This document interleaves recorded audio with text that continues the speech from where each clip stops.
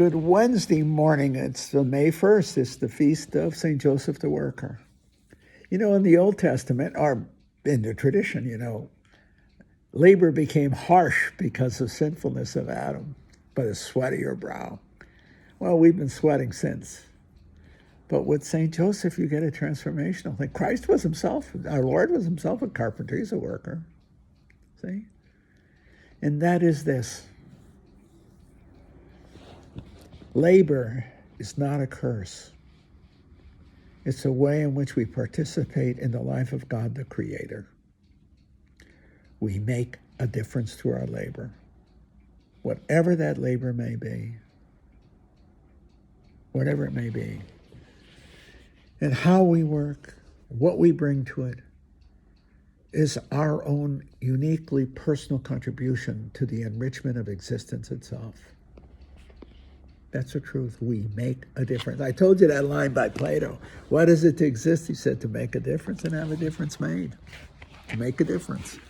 I think of that all the time, whether it's for me as a preacher, a passionate preacher, but I think of myself as a teacher, that I hope in the end I will have made a difference in the lives of these young, beautiful men and women, that I did my job.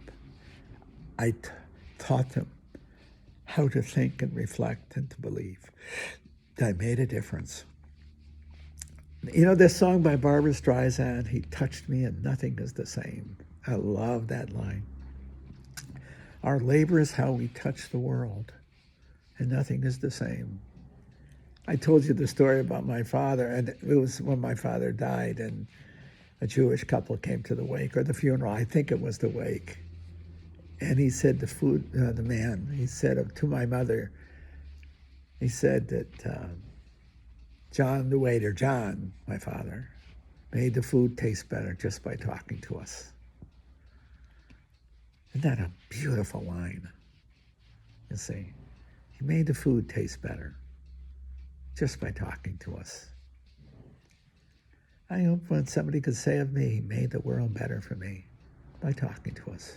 By walking, not what he preaching or teach, just by being present and loving those we're present to and sharing our stories.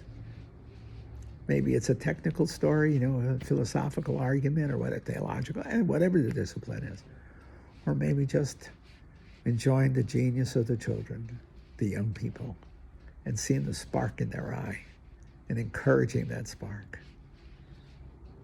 Yeah. Could be anything. It could be building. It could be whatever you're called to do to make a difference. I think of the physical labor. My gosh.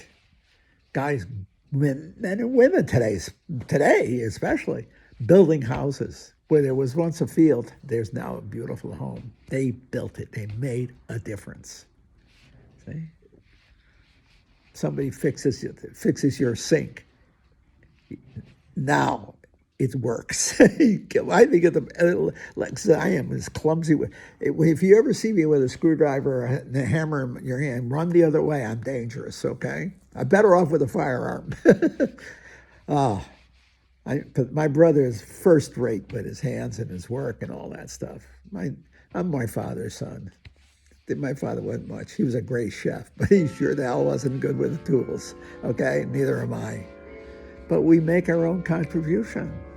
See? He made the food taste better by talking to us. See, and I think of my neighbors here and the differences we make in each other's lives. So, and many times it's through physical labor. Often it's through physical labor. By the things that we do, the things that we build, the walls that we paint, you see? Whatever it may be. Barber who cuts your hair, you see? You made a difference. You are making a difference. I can't even, you start to think of the millions of ways in which we work and labor. See? Making a difference. I don't know what kind of carpenter Joseph was, but whatever he did, he had to do it with a hammer and a saw. He had to do something like that. He made a difference. The fact that he was the father of, what would you call it, the father of Christ, not the biological father. I don't want to call stepfather. That's not true. Whatever. But he wasn't that. We know because at the Feast of the Annunciation, Christ is conceived miraculously. But the kicker is he is the Father. He looks out for, even Mary says to him, when our Lord gets out of line, he says, your father was worried about you. What's the matter with you? Do you remember that? Ryan tried to shoot the bull with these hotshot Pharisees, okay? When he was a kid, he was 12 years old or whatever. He said, get over here. What's the matter with you? I could just picture that. I love that. I love that, the humanity of the story. But Joseph went and found them. They both did. You see? He was the father. What did he do for a living? I don't know. Maybe built houses. I don't know what he did. Maybe made tables. Whatever he did, he made a difference. See? He made a difference. And in so doing, he gives an example of the holiness of labor. Labor is not a curse, despite the book of Genesis. It's not a curse. It's the difference we make by the efforts and the skills we possess, the efforts we exercise. Isn't that true? And I don't care what it is. I'm grateful that I grew up in a neighborhood in Connecticut, New Haven. They were all working stiffs. I didn't grow up in the middle class, the upper middle class, or in the suburbs where you have a lot of white-collar workers. My neighborhood were blue-collar workers. Billy Coppola down the street, Frankie's father, he's a plumber. Right? He had a plumbing business, but he was a plumber. He did his best work when he was laying the pipes, okay? He wasn't much of a manager, but he was a daggone good plumber. All the guys down the street, almost everybody you knew, worked. Who was a baker? Who was this? Who was that? You see? He had to labor. There was a blue-collar neighborhood. I'm grateful for it. And I worked in the drugstore around the corner as a high school kid, and you saw all of humanity come in of all kinds, shapes, and colors. You begin to love the humanity of humanity itself, and you also saw its dark side, the alcoholics, to this, to that. You learned how to see, but you also saw the differences people made. In a sense, their labor as humans. That's the truth. I never talked about the drugstore, but I got to tell you, it was Mason's drugstore, but it was Sal. Sal owned it. You had to know. He was a good pharmacist. The people who came in were people of the neighborhood. And everybody who came in was a worker.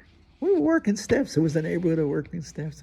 For every college, I was a rare exception, my brother and I, that we went to college. And my Uncle Julio, who was a generation older, went to Yale.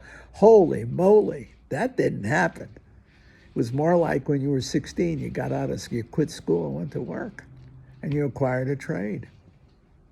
And you were damn good at your trade, just like Joseph the worker. See, he didn't go to college. He most likely learned his trade from his father. See, he made a living. I think that's a wonderful story about Joseph. I think it's a wonderful story about labor. I think it's a great story about our neighborhood.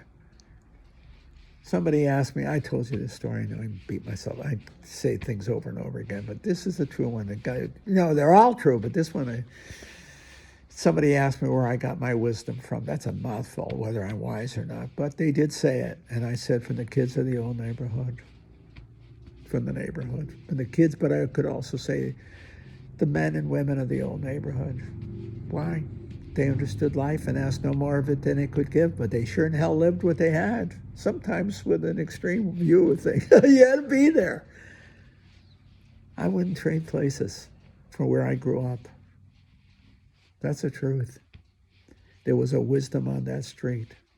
I remember saying this about the academic world. I said, one time, because I saw a lot of machinations going on at the university, different departments, guys hustling each other. And I said, boy, they grew up in my neighborhood, they would have the crap kicked out of them for the way the shenanigans they were pulling against each other and against me and against the departments. You wouldn't last 5 minutes. Somebody would take you to the cleaners. Do you get what I mean? You wouldn't even think of it. You never double-crossed your own. Never. The unthinkable. See? You learn that on the street. You don't have to like each other, but you do keep your nose clean and your eyes open. Look out for each other. and you respect their labor. You respect what they do and who they are. That's the truth.